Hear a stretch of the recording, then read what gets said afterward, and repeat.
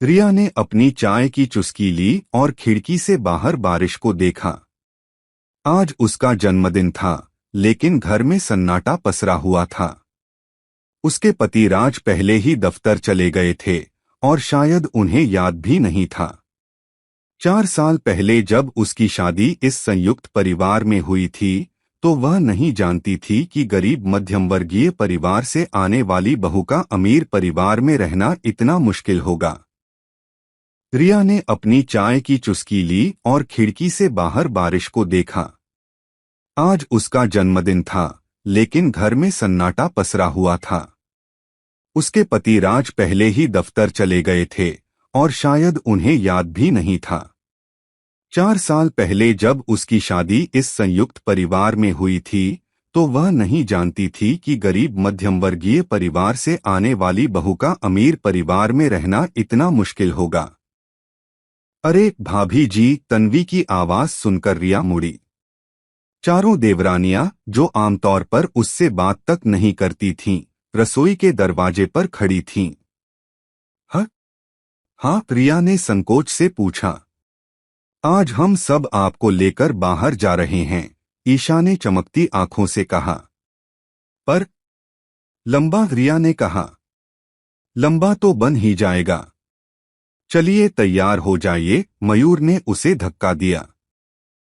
लेकिन रिया का दिल भारी था।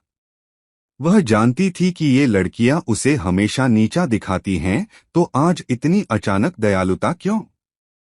खाने के बाद तन्वी ने कहा, चलिए अब थोड़ा शॉपिंग करते हैं। मेरे पास पैसे नहीं हैं, रिया ने सच कहा। अरे हम करेंगे, ईशा ने कहा। 2 घंटे की शॉपिंग में देवरानियों ने रिया के लिए महंगे कपड़े, ज्वेलरी और बैग खरीदे। हर बार बिल देते समय वे ऐसे दिखाती जैसे कोई बड़ा एहसान कर रही हों। रिया की खुशी धीरे धीरे शर्म में बदल रही थी। शाम को घर लौटते हुए कार में सिमर ने कहा, भाभी, आपको ये सब चीजें पहननी चाहिए। हमारे परिवार की इमेज के लिए जरूरी है। वह बात रिया के दिल में छुरे की तरह चुभ गई। यह जन्मदिन का उत्सव नहीं, बल्कि उसकी हैसियत याद दिलाने का दिन था। घर पहुंचकर जब सब अपने अपने कमरों में चले गए, तो रिया उन महंगे गिफ्ट्स को देखती रही। तभी राज कमरे में आए और उन्होंने एक छोटा सा केक और एक साधारण सी चूड़ियों का गिफ्ट दिया। हैप्पी बर्थडे प्यारी। मैं जानता हूं कि मेरी बहनें आज तुम्हें ले गईं। उन्होंने मुझसे कहा था कि वो तुम्हारा खास ध्यान रखेंगी।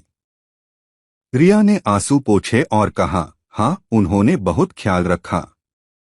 अगले दिन सुबह जब रिया रसोई में नाश्ता बना रही थी, तो देवरानियां वहां आईं।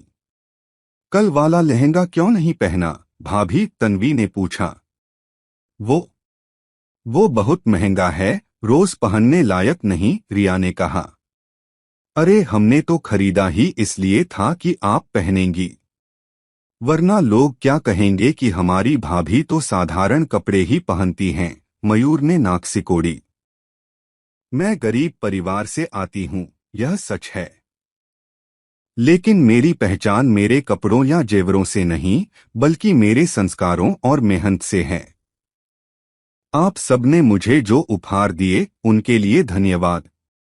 लेकिन मैं इन्हें तभी पहनूंगी जब मुझे लगेगा कि ये मेरे अनुरूप हैं।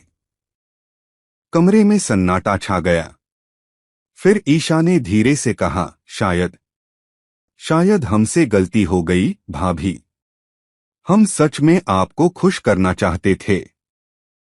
रिया मुस्कुराई, मैं खुश हूं कि आप सबने मेरा जन्मदिन याद रखा। अगली बार सिर्फ अपना प्यार देना, बाकी सब मैं संभाल लूंगी।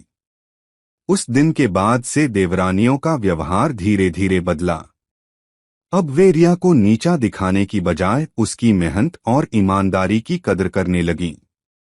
और अगले जन्मदिन पर उन्होंने मिलकर उसके लिए घर पर ही उसकी पसंद का खाना बनाया, और सबसे बड़ा तोहफा था सच्चा प्यार और सम्मान।